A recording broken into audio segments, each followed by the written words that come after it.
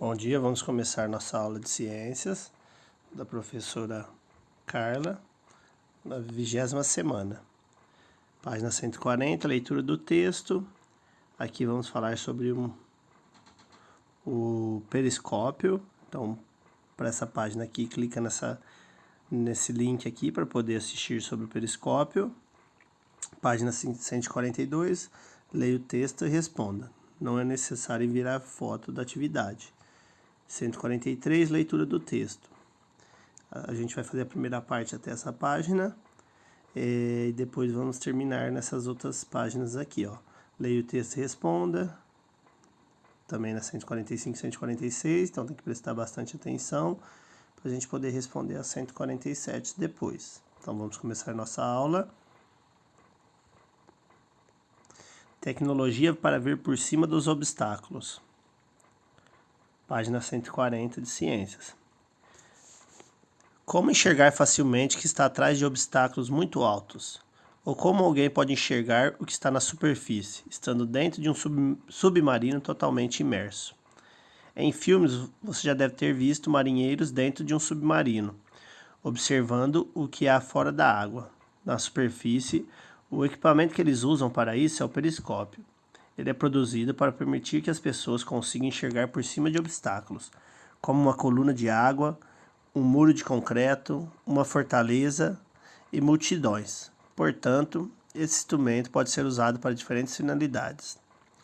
O polemoscópio, tipo de periscópio rudimentar, foi usado pela primeira vez em 1854, durante a Guerra Civil Americana. Ele era composto de 2 espelhos montados em uma estrutura de madeira e permitia aos soldados que observassem o movimento do exército inimigo. Na Primeira Guerra Mundial, o periscópio foi aperfeiçoado e passou a ser usado nas trincheiras.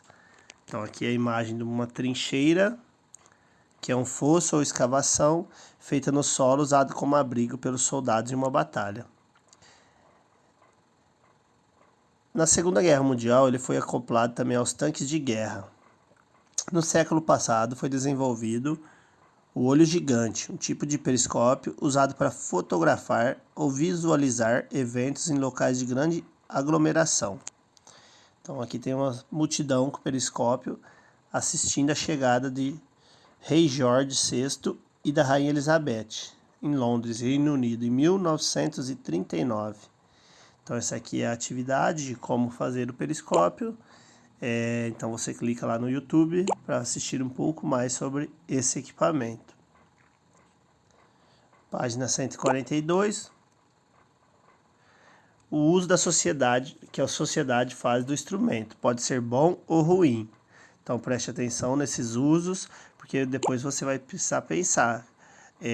Equipamentos que a gente utiliza, que pode ser usado para o bem e para o mal também. As pessoas usam a tecnologia para diferentes fins.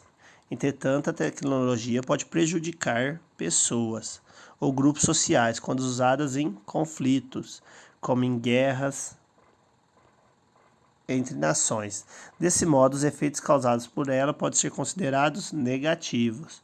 No entanto, o uso de instrumentos tecnológicos pode trazer benefícios à ciência. Então, pode trazer benefícios também.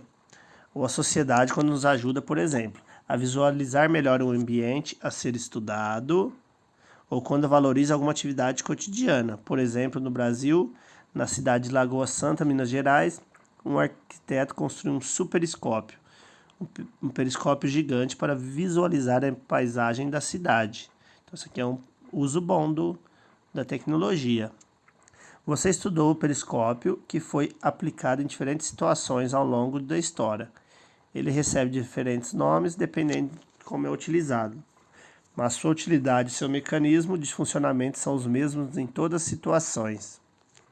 Então aqui é uma imagem da vista do superscópio. Discuta com os colegas as questões a seguir. A. Cite alguns exemplos do uso do periscópio. Então foi o que a gente estava falando dessas atividades e você vai ver no vídeo também, disponibilizado pela professora Carla. B. Dê um exemplo de outros equipamentos além do periscópio que pode por si só trazer resultados bons ou ruins para a sociedade. Pode ser equipamentos que vocês usam no dia a dia.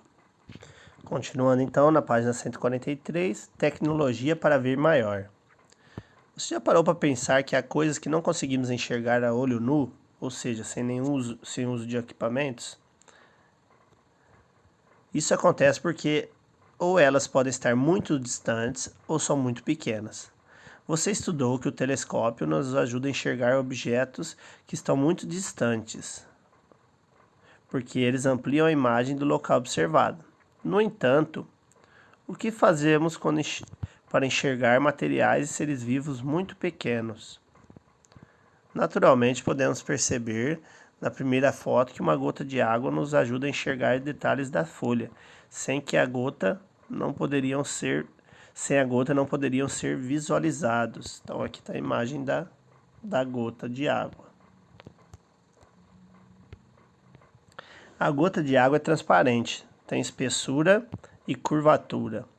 Essas características permitem a ampliação da imagem e assim podemos enxergar os detalhes da folha.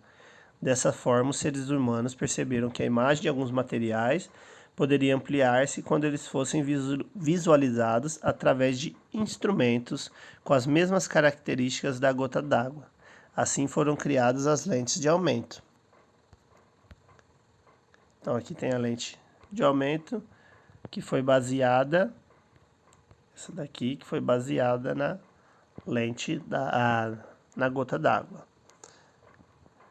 Aqui também tem a imagem do microscópio. E aqui a imagem é aumentada por ele.